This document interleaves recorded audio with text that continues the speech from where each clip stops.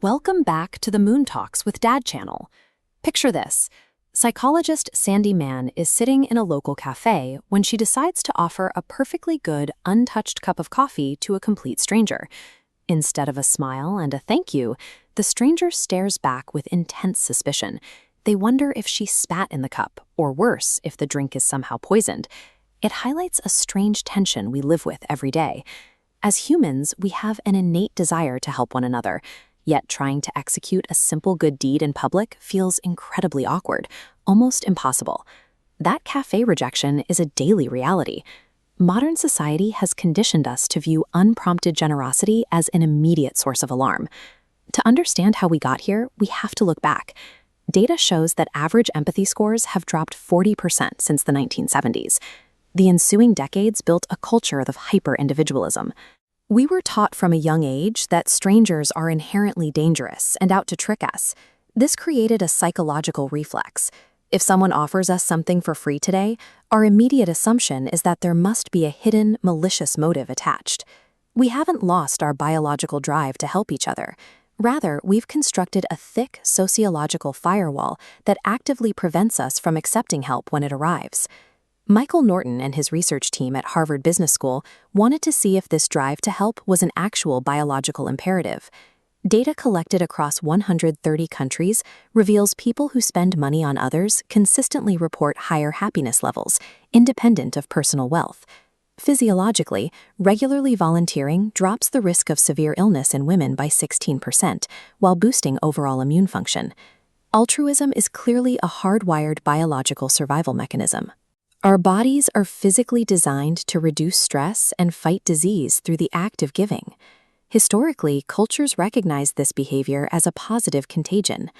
In working-class Naples, residents established the café sospeso tradition, paying for an extra cup of coffee in advance for someone who couldn't afford it. Benjamin Franklin operated on a similar logic.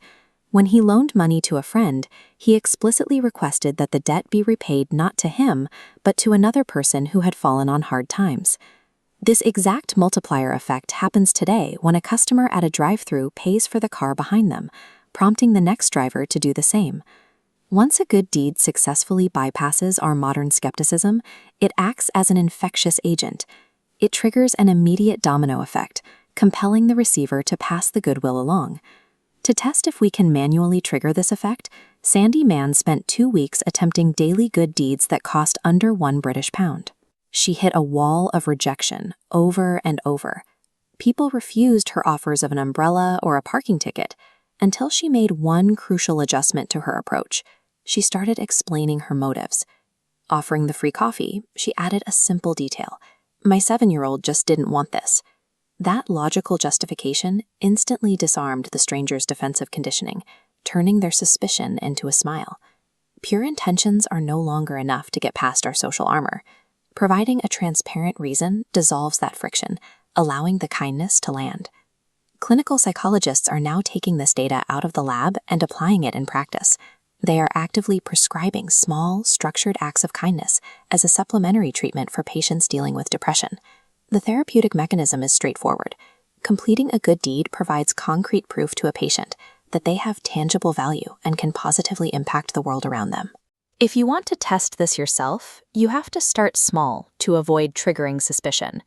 A genuine smile at a passerby or a brief, friendly conversation with a cashier works far better than grand, overwhelming gestures. The goal is to practice these small steps until altruism becomes an automatic response. You will face some weird looks initially, so you have to develop a thick skin against those first rejections. Ultimately, true altruism doesn't require a hidden motive or the expectation of a return favor. The act of kindness is entirely its own reward. Thank you for watching, and see you in the next video.